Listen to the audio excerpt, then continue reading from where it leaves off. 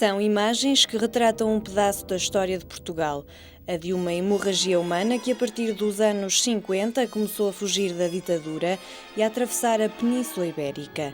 Assalto clandestinamente e com uma rota traçada a medo do futuro. Mas a viagem não foi o mais difícil. A França não era uma mina de ouro, mas de lata, de muitos bairros de lata.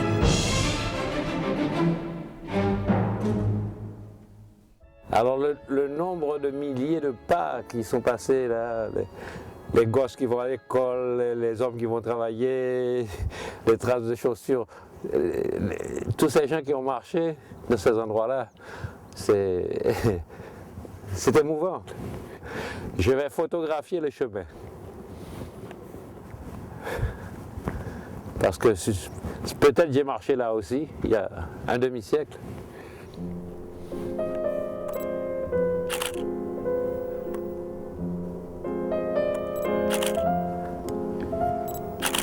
Ah oui.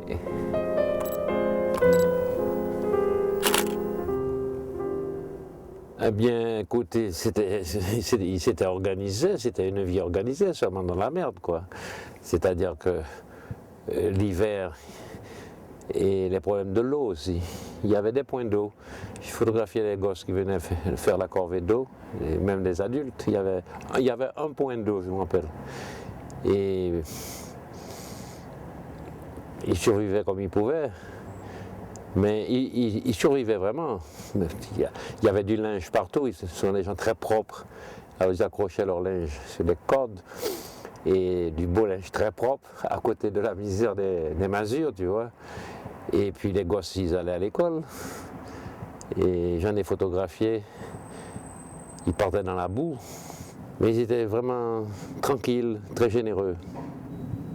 Et ils travaillaient tous, ils travaillaient sur les chantiers du bâtiment, ils travaillaient dans les usines. Ils partaient le matin, il fallait chercher l'autobus, le métro, le car. Et ils revenaient le soir, à la tombée de la nuit. Et les femmes étaient à la maison, s'occupaient comme elles pouvaient, préparer le repas, s'occuper des gosses.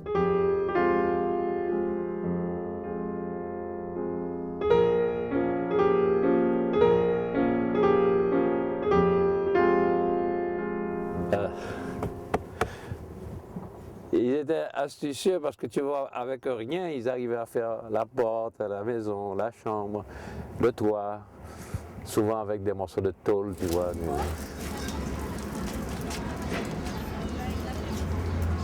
Qu'est-ce qu'ils sont devenus tous ces gens? Ils sont toujours vivants dans mes archives. Quand je sors mes négatifs, je les retrouve, tu vois, ils sont toujours vivants.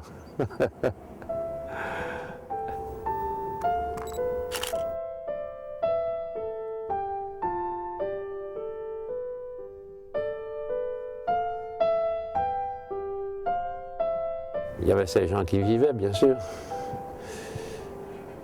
avec tous leurs problèmes. Foi este fotógrafo que descobriu a miséria dos portugueses imigrantes. Chama-se Gérald Bloncourt, já passou a barreira dos 80 anos, vários deles ao lado dos irmãos portugueses. Mais do que ninguém, Bloncourt conhece a realidade do exílio e da ruptura com as raízes. O fotógrafo é um dos líderes históricos da Revolução de 1946 no Haïti e foi obrigado a fugir para a França. Il y a des tas de pays et de peuples, l'Italie du Sud, vous savez, les tremblements de terre, j'ai rencontré vraiment... Ce côté humain, c'est extraordinaire, ces gens travailleurs, je les ai vus travailler, moi, sur les chantiers, et les mains abîmées, et des gens besogneux, sérieux dans leur travail. Et quand ils prennent leur fil à plomb là, pour tirer les lignes, pour monter les murs et tout ça, avec beaucoup de sérieux. Ma mentalité, moi, je suis comme ça aussi. Donc j'ai retrouvé des frères là-dedans. Foi há meio século que Gérald Bloncourt pisou estas terras pela primeira vez. Agora soa a silêncio, mas as memórias ainda gritam bem alto. Je me suis dit, mais comment ces gens viennent vivre aussi misérablement en France? D'abord, il faut voir où ils vivent. Donc j'ai été dans les bidonvilles. Et donc surtout le bidonville de Champigny. Et là, j'ai une aventure, puisque je voulais aller à 6 heures du soir, quand il rentre du travail, au moment où la nuit commence à tomber, où c'est un petit peu dramatique, les silhouettes. Et là, il y a des Portugais, 4 Portugais m'ont entouré. Il y en a un qui avait un couteau. Qu'est-ce que vous venez faire ici, etc. Ils parlaient à peine français. Et pourquoi vous venez nous photographier? Ils m'ont pris pour un flic, pour un policier, et ils m'ont emmené dans une cabane. Mais j'étais tout étonné parce qu'il y avait de la boue partout, mais dans la cabane, c'était très propre. Et donc on a retiré nos chaussures avant de rentrer, tout ça, et ils ont été chercher un responsable. Et quand le responsable est arrivé, il m'a dit, mais qu'est-ce que tu fais là? Je l'avais rencontré chez Renault, c'est un ouvrier portugais qui travaillait chez Renault, qui était syndicaliste, il était responsable dans le bidonville. Il m'a donné l'accolade, on a mis le porto, et après j'ai pu revenir dans le bidonville faire des photos. Donc j'ai commencé à rencontrer, à côtoyer des Portugais, notamment certains militants qui luttaient contre la dictature de Salazar.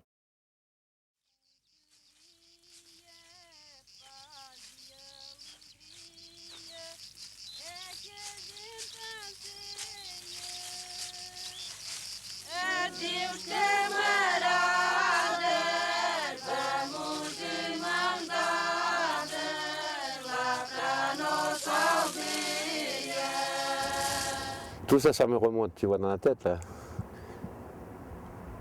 Finalement, il me connaissait. J'étais admis, quoi, tu vois. Il y avait ma silhouette qui était là, il me connaissait. Et je me reporte avec le lieu, parce que le lieu est particulier, nous sommes sur un plateau. Tu sais, on est au-dessus. Et je ressens l'impression d'autrefois, du lieu.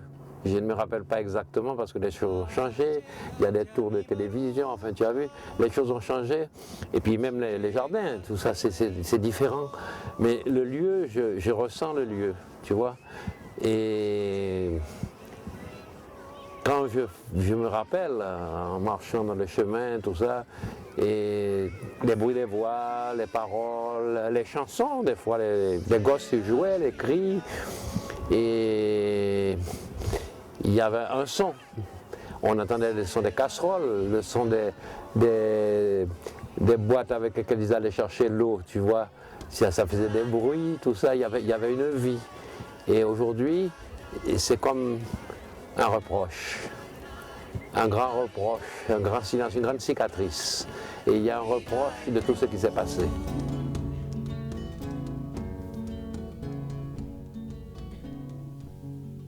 O olhar de Bloncourt assume-se humanista e militante. Da realidade arrancou fotografias e dos rostos contou histórias que sobrevivem ao tempo. Elle me regardait avec un air, j'ai trouvé comme légende, j'ai mis j'accuse, parce que vraiment, de quel droit moi j'arrivais là pour la photographier, sans permission, sans demander d'autorisation. Donc je me sentais un peu coupable, mais j'ai fait quand même la photo parce qu'il fallait dénoncer ces choses, il fallait le dire, il fallait montrer cette misère.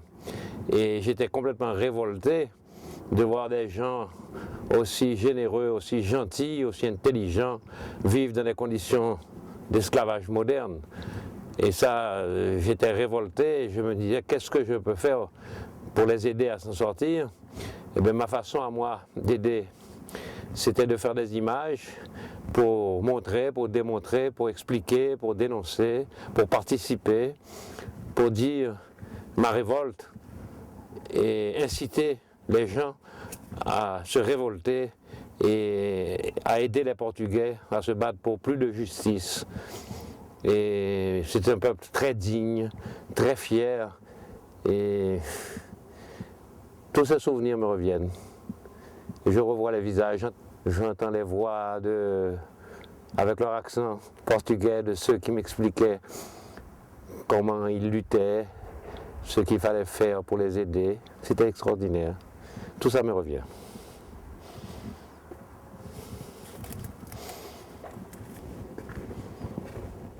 Em jeito de confidência e sussurro, Bloncourt abre as portas de sua casa e mostra as fotografias. São registros de muitas vidas ao longo da própria vida do fotojornalista. Bloncourt quis conhecer melhor os portugueses para perceber as razões por detrás da miséria dos bairros de lata. Depressa descobriu a ditadura de Salazar e a rota da imigração a Salto. D'abord, j'ai passé les Pyrénées à pied aussi, avec les Portugais, à travers les Pyrénées. Et j'avais réussi à convaincre des passeurs et j'étais avec eux, mais ils ne voulaient pas de photos, donc je n'ai pas pu faire beaucoup de photos, mais j'ai quelques images quand même. Et à travers les Pyrénées, le froid, hein, ils ont traversé des torrents, il y a un type qui a pris une fluxion de poitrine, vous savez, dans des conditions très très difficiles. J'ai passé 2 jours à traverser les Pyrénées avec eux, en venant d'Espagne. Donc en Daille, je connais bien cette région, je les voyais arriver. Et je les ai vus arriver en gare d'Hendaye et prendre les trains pour Paris. J'ai pris le train avec eux, je les ai photographiés, les petits bébés sur les genoux de leur grand-mère et les types qui buvaient avec les gourdes, là, vous savez, comme ça. Et j'ai pas mal d'images et j'ai débarqué avec eux à Austerlitz. Et j'ai quelques images dont je suis très fier, où ils arrivent avec toute la maison sur le dos, 3-4 valises accrochées comme ça. J'ai des photos qui montrent l'arrivée des immigrés en gare d'Austerlitz, bien sûr. Vi-te a trabalhar o dia inteiro, construir as cidades para os outros, carregar pedras, desperdiçar muita força para pouco dinheiro.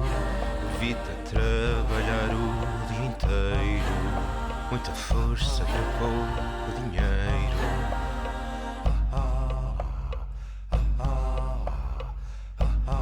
Que força é essa que trazes nos braços, que só te serve para obedecer, que só te manda obedecer? Que força é essa, amigo?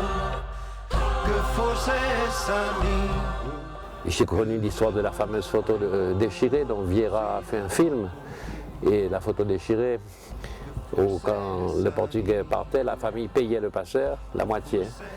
Et on donnait la moitié, on déchirait la photo, on donnait la moitié au type. Et quand il arrivait en France, qu'il était arrivé, il envoyait la photo à sa famille.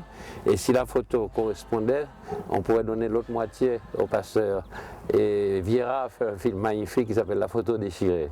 C'est extraordinaire. Et je connaissais cette histoire. Et j'ai rencontré des militants antifascistes contre Salazar. Après, quand ils m'ont connu, qu'ils m'ont fait confiance, bien sûr, c'était la clandestinité, hein, c'est la lutte contre Salazar, comme toute la dictature.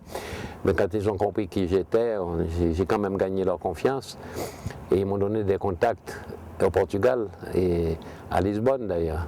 Alors, le premier contact que j'ai eu, j'avais une lettre pour des gens qui étaient des militants, mais c'était des intellectuels dans un beau quartier de Lisbonne. Alors quand je suis arrivé, j'avais loué une voiture à l'aéroport, j'ai trouvé un hôtel, et puis je suis allé voir ces gens, mais j'étais prudent parce que moi-même j'ai été un lutteur aussi en Haïti, je connais la clandestinité, donc j'ai laissé la voiture quelques rues plus loin et je suis venu à pied.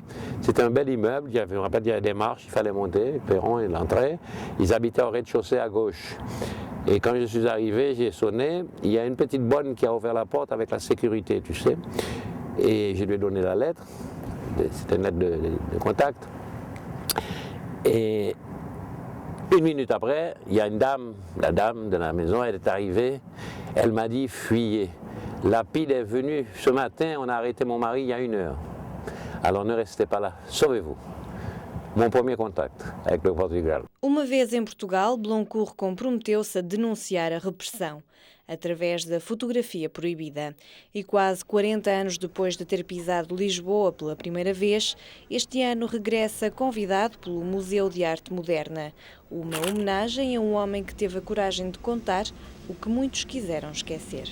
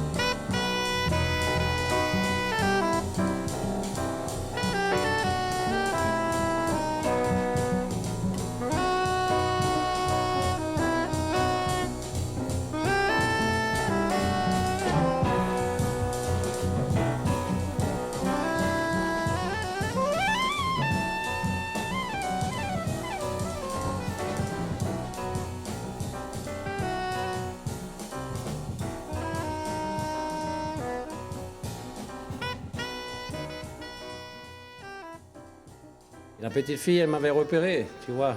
Là, je ne suis pas un étranger parce que je fais partie du paysage, parce qu'elle m'a déjà vu plusieurs fois. Et elle m'attendait pour que je la photographie. Je suppose, parce que quand je suis venu, j'étais surpris, je l'ai vue. Et j'ai dit, tiens, il faut faire cette image. Donc j'ai fait l'image, mais elle n'est pas effarouchée, tu vois, il y a le sourire. C'est une enfant heureuse, malgré la misère. Elle a sa poupée, elle mange. Et José Vira a dit que quand il était dans le bidonville, petit, il était heureux. Et je crois qu'elle est heureuse aussi, dans toute cette misère. Et donc, c'est un morceau de l'histoire de tous ces immigrés portugais que j'ai essayé de montrer avec beaucoup d'espoir, beaucoup de confiance en le devenir, quoi. Je suis un peu portugais, je suis un peu français, je suis un internationaliste. J'appartiens dans mon cœur et dans ma tête, dans mon esprit, et à tous les peuples de la Terre et qui ont écrit l'histoire de l'humanité, quoi. Je fais partie aussi du peuple portugais. Símbolo gritante da injustiça e da repressão, o trabalho de Bloncourt confronta Portugal com um passado doloroso. Ele próprio quase caiu nas garras da PIDE. Ah, ça, je passais à Lisbonne, à Aljube, la fameuse prison. On n'a pas le droit de s'arrêter dans la rue, on n'a pas le droit de faire de photos. Alors j'avais le rôler comme ça, je sais pas si je fais salut, il me fait sourire. Et puis je fais clouc, je fais la photo. Il n'a pas vu, hein.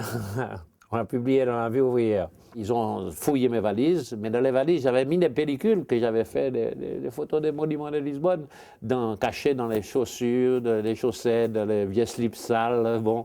Et ils ont saisi les pellicules. Et donc ils étaient contents, ils ont cru que c'était suffisant. Donc les 7 pellicules que j'avais dans mon dos, c'était toute la misère du Portugal. Donc ils m'ont fait rater l'avion, mais après j'ai pris l'avion. Et pendant le voyage, j'étais tellement inquiet que je n'osais même pas bouger. J'avais ça dans mon dos, ça me faisait mal. Et quand je suis arrivé à Paris, je suis passé j'ai vu la police à Paris, j'avais toujours peur. Et quand je suis arrivé dans ma maison, j'habitais les HLM du Chaperon Vert à Arcueil à l'époque. Et ma femme de l'époque, avec mes enfants, ils ont dit « Papa, tu es revenu ?» Je dis « Oui, vite, vite, vite !» Dans mon dos avait des bleus, c'était marqué. Bon. Et donc j'ai sauvé ces photos que je vais vous montrer, qui ont été publiées. Em França, o fotógrafo consegue publicar as imagens proibidas em Portugal e pouco tempo depois regressa para assistir à maior explosão de liberdade da sua vida. Imagens que nunca vai esquecer. On s'est trouvé dans le même avion que Cunhal. Et il y avait les militants qui l'accompagnaient et qui chantaient des chants révolutionnaires portugais qui tapaient les pieds dans l'avion. Boum, boum, boum. Et l'hôtesse a dit, le pilote a dit d'arrêter, vous allez faire tomber l'avion. Et on a débarqué donc au Portugal la veille du 1er mai. Et quand on est arrivé, sans passeport, sans rien bien sûr, on est arrivé, et il y avait une foule considérable dehors de l'aéroport. Il y avait les tanks, les soldats, des œillets partout, et Cunhal est monté sur le tank et il a parlé. Bon, j'ai été bousculé, je n'ai même pas pu faire de photos. Tellement il y avait du monde, tellement j'étais bousculé. J'ai passé 3 jours et 2 nuits, dont la fameuse journée du 1er mai de la liberté. Et alors là, c'est un peu 1 million de personnes, avec des œillets. Les soldats avec les œillets au fusil, les femmes, les gens qui sortaient de prison, qui s'embrassaient, qui ne s'étaient pas vus depuis 10 ans. J'ai assisté à des scènes extraordinaires. Un peuple en liesse, et c'était indescriptible. J'ai quelques photos qui essayent de traduire cette atmosphère. Plus d'1 million de personnes. C'est la plus grande manifestation, pourtant Dieu seul sait si j'en ai vu des manifestations que j'ai vues dans ma vie. Hoje, Geraldo Bloncourt é apaixonado pela história de Portugal e pelos portugueses, o povo que deu novos mundos ao mundo e em cujas veias corre o espírito da aventura e do desconhecido. J'étais amoureux de ce pays, j'ai vu beaucoup de pays, je connais toute l'Europe, tous les pays du monde, et pratiquement, mais j'ai découvert, et puis cette gentillesse aussi, parce que j'étais accueilli, je me rappelle quand je montais du côté de Chavez, je m'étais arrêté dans une espèce d'hôtel pour manger, et j'étais dans une petite table, c'était une grande pièce, mais il y avait un mariage à côté. Il y avait une grande table avec une 50aine de personnes qui mangeaient, qui buvaient, qui faisaient la fête. Et ils ont vu que j'étais tout seul. Ils sont venus me chercher. Et français, tout ça, et il y en avait quelques-uns qui parlaient un petit peu français, et ils m'ont mis à table avec eux, j'ai mangé, j'ai bu du vino verde, là, j'ai mangé des saucisses portugaises, ils ont fait la fête et j'ai passé la soirée avec eux. Et c'est cette espèce de gentillesse, de chaleur humaine, de vraiment un humanisme très fort. Et on sent qu'il y a une grande civilisation. On sent que ces gens ont découvert le monde et qu'ils ont eu des contacts, mais c'était très chaleureux. J'ai toujours été très, très ému par cette gentillesse, ce côté bon. B-O-N, bon du peuple portugais. Et j'étais révolté de voir de quelles conditions la dictature les avait amenés, dans l'ignorance, dans la misère, dans une forme d'esclavage moderne, quoi. Je sais que les Portugais ont retrouvé peut-être par Internet mes images et que quelque part ils se disent ce bonhomme-là, il a fait quelque chose pour notre pays, pour notre lutte, oui. Uma história contada em imagens sobre o homem que mais contribuiu para o registro da imigração portuguesa em França. Por uma vida melhor é o tema da sua obra, que arrancou da vergonha muitos relatos enterrados no esquecimento coletivo português. Uma homenagem ao passado, para que as gerações futuras não esqueçam os que chegaram à Gare de Austerlitz sem nada e, contudo, tantas esperanças. La fin d'un empire colonial et cette fleur nouvelle qui... Je n'ai pas eu cette impression de tristesse. Même quand je regarde mes photos aujourd'hui, il y a 50 ans, je crois que je n'ai pas été le photographe du misérabilisme. J'ai été le photographe de l'espoir et de la dignité dans les yeux de ces gens. Et ce n'est qu'aujourd'hui, quand j'arrive là, qu'il n'y a plus rien, je me dis, bon, quelle tristesse quand même, c'est vrai. Mais le mot tristesse ne s'applique pas à cette époque. C'était une période de lutte et de dignité. Dorme, meu menino, a estrela d'alva. Já procurei e não a vi. Se ela não vier de madrugada, a outra que eu souber será para ti. Outra que eu souber será para ti.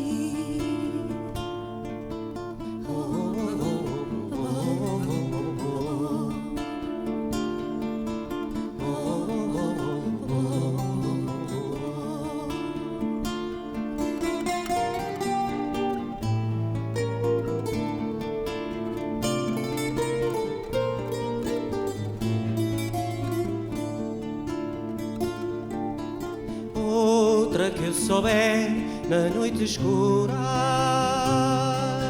sobre o teu sorriso de encantar,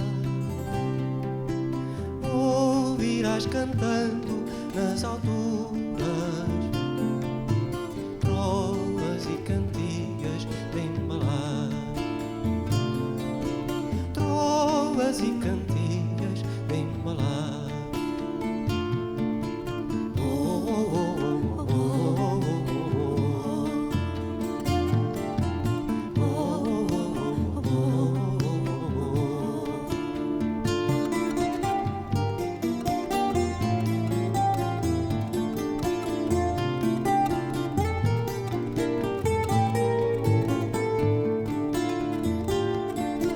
Trovas e cantigas muito belas,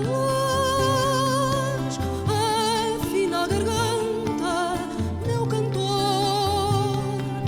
Quando a luz se apaga nas janelas, perde a estrela d'alva o seu fulgor. Perde a estrela d'alva o seu fulgor.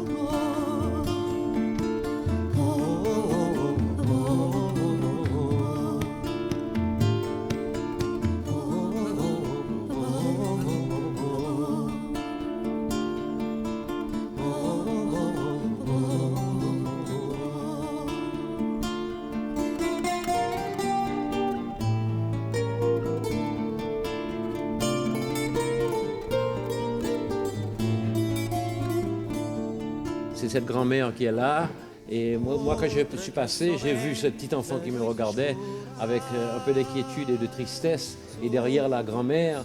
Et après, j'ai découvert qu'il y avait encore un enfant, il y a le linge qui est accroché. Vous savez, quand on fait une photo, on ne met pas tout dedans, c'est après qu'on découvre ces photos. Mais ce que j'avais vu, c'était surtout le gosse et l'arrière-plan, la grand-mère, et j'ai voulu traduire cette espèce de scène quotidienne. Trovas e